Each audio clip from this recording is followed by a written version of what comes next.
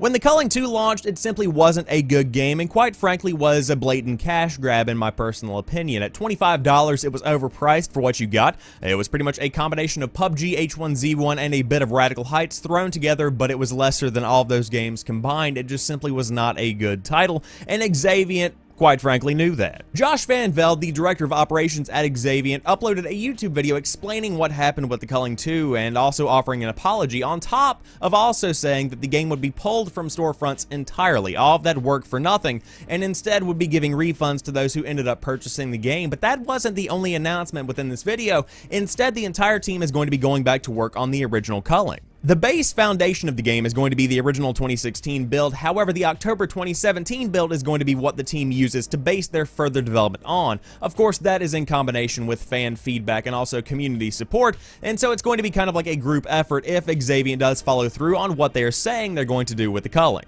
And that's pretty much where the news currently ends. There isn't much else to discuss at this current point in time. The development is continuing, the Culling is going to be trying to make a comeback, and fans seem to be pretty excited about it. So now, why did they implement this kind of change in this particular way? Why did they go back to the Culling?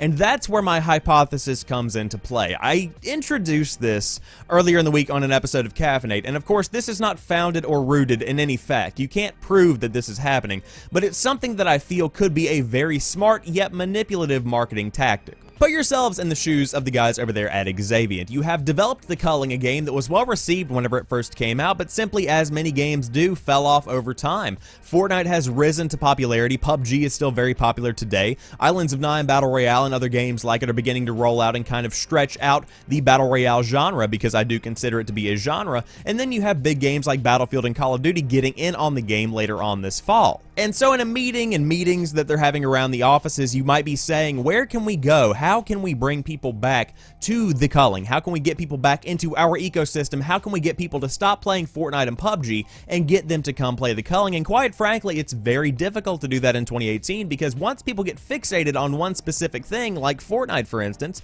it's nearly impossible to get them to stop focusing on that and come back to something that they just simply aren't used to focusing on. And I feel like in a day and age where shock is a fantastic marketing tool, to release an absolutely terrible game that's made in just a couple of months, because it clearly was, could be your ticket to victory. Or even a victory royale, you might say.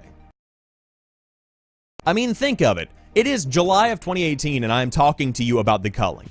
Kotaku, IGN, Polygon, everybody is talking about the Culling at this particular moment, and for somebody who is invested in the gaming industry, the Culling begins to kind of be in your mind. You begin to think more and more about it. It is sitting back there, kind of festering, if you will, and the idea of this being a viable Battle Royale game begins to kind of pop back up, whether you realize it or not. Now, of course, the negative connotation that is attached to the name The Culling at this point in time, or at least at the point in time that the Culling 2 came out, is a negative aspect of it, but you are still thinking about it, and that's more than you were doing before this news came out. And then once the entire industry is fixated on the Culling, you flip the narrative and you say, hey, we're abandoning the Culling 2. It was a bad idea. Everybody is getting their money back. The entire game is being wiped from stores. Let's just pretend like it never happened, and instead, we're going back to the Culling. Remember the Culling? You had good times with that. That was back in a simpler time. That was back when games weren't so caught up in money and stuff like that. We're going back, and we're going to release free updates, and the entire build is going to change, and that is how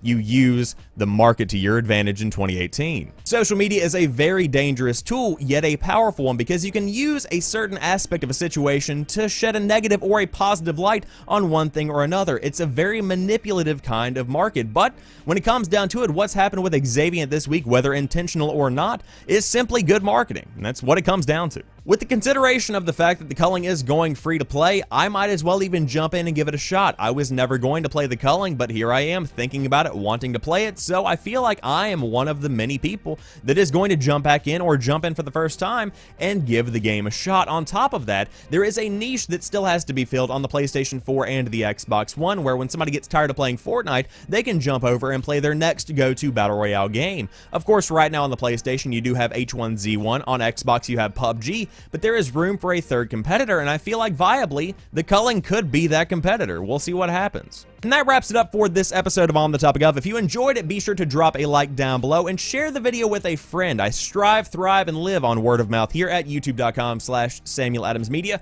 so I would greatly appreciate it if you did tell people what's happening right here on the channel. And of course, if you want to hear more of my thoughts and also the coverage of what's going on in the gaming industry, you can follow me right here on youtube.com/SamuelAdamsMedia, where I have a live gaming news podcast that is hosted 5 days a week, Monday through Friday at 7 a.m. Eastern Time. But that's enough of my stuff. You can always follow me on Twitter at PrettyChillGuy if you did want to follow that and keep up to date with all of the content. But have a fantastic day. I'll talk to you soon. Peace.